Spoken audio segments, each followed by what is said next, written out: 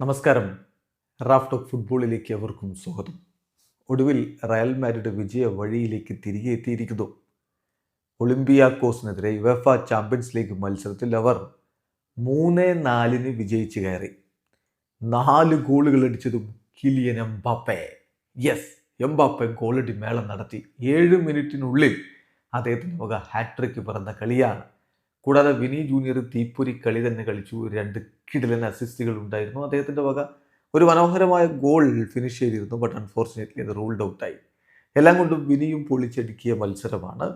എന്നാൽ രണ്ടാം പകുതിയിൽ റയലിന് ആദ്യ പകുതിയുടെ അതേ മികവ് ആവർത്തിക്കാൻ പറ്റിയില്ല. എതിരാളികൾ ഗോളുകൾ അടിക്കുകയും ചെയ്തു. ഒടുവിൽ ഒറ്റ ഗോളിനാണ് ജയിച്ചത്. അതായത് എതിർ ടീം കൂടുതൽ ഷോട്ടുകൾ തീർത്തു, കൂടുതൽ അവസരങ്ങൾ ഉണ്ടാക്കിയെടുത്തു. സാബി അലോൺസോയോട് അതിനെക്കുറിച്ച് കളിക്ക് ശേഷം ചോദിക്കുമ്പോൾ അദ്ദേഹം പറഞ്ഞു, ഞങ്ങളെല്ലാം ശരിയായി എന്നല്ല പറയുന്നത്, ഇനിയും കാര്യങ്ങളൊക്കെ ആക്കാനുണ്ട്. ഏതായാലും ഒളിമ്പിയാക്കോസിനെ പോലുള്ളൊരു ടീം റയലിൻ്റെ നേരെ 19 ഷോട്ടുകൾ തീർക്കുകയും അതിൽ 8 ഓൺ ടാർഗറ്റ് ആവുകയും ചെയ്തു എന്ന് പറഞ്ഞാൽ അത് നിസ്സാര കാര്യമല്ല.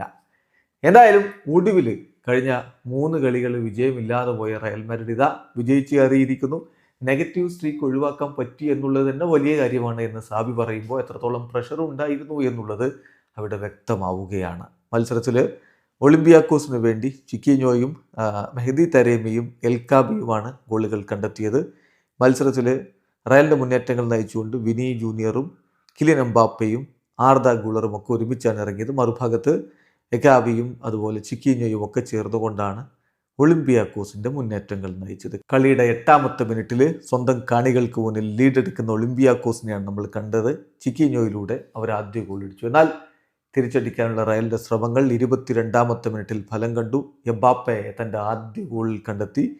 പിന്നാലെ വീണ്ടും ഗോളുകൾ. 24ാമത്തെ മിനിറ്റിൽ അദ്ദേഹത്തിൻ്റെ അടുത്ത ഗോൾ, 29ാമത്തെ മിനിറ്റിൽ അദ്ദേഹത്തിൻ്റെ ഹാട്രിക്കും പൂർത്തിയായി. ചുരുക്കത്തിൽ ആ ഒരു 7 മിനിറ്റിനുള്ളിൽ റയൽ 3-1 മുന്നിലേക്ക് പോയി.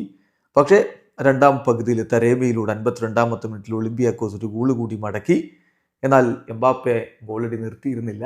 60ാമത്തെ മിനിറ്റിൽ അദ്ദേഹം 4ാമത്തെ ഗോളും കണ്ടെത്തി. സാക്ഷാൽ ക്രിസ്ത്യാനോ റൊണാൾഡോക്ക് ശേഷം റയൽ മാഡ്രിഡിനായിട്ട് ഒരു കളിയിൽ 4 ഗോളുകൾ നേടുന്ന ആദ്യ താരമായിട്ട് മാറിയിരിക്കുന്നു കിലിയൻ എംബാപ്പെ.